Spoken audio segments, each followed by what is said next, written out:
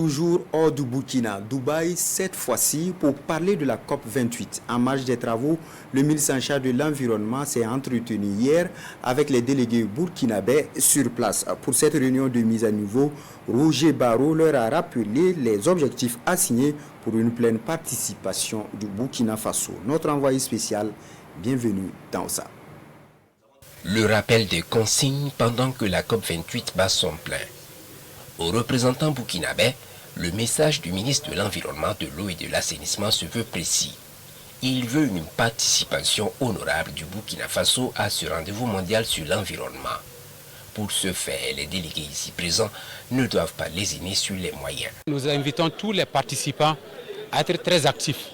Voilà, la COP, c'est un rendez-vous de donner et de recevoir, mais nous voulons que nous recevions et que nous donnions assez. Donc nous avons donné des orientations à tous les délégués pour qu'à la fin, nous puissions avoir un bon compte et un bon bilan.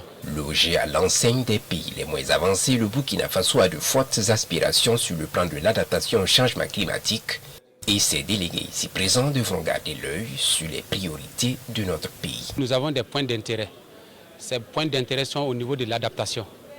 Nous sommes un pays qui doit s'adapter.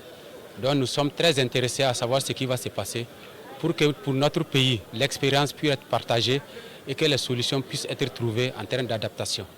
Également, il y a ce que nous appelons la question des pertes et préjudices. Un fonds doit être mis en place. Nous sommes très attentifs aux négociations qui vont se mener pour savoir quel est le type de fonds, quel est le mécanisme de financement, quel est le budget qui est alloué et comment y accéder. À cette COP, le Burkina Faso dispose d'un pavillon, une plateforme pour mettre en lumière les efforts nationaux en matière de résilience face au changement climatique, un cadre pour par ailleurs partager les valeurs culturelles de notre pays. Et le ministre Roger Barrot est ici pour féliciter et encourager les acteurs qui l'animent.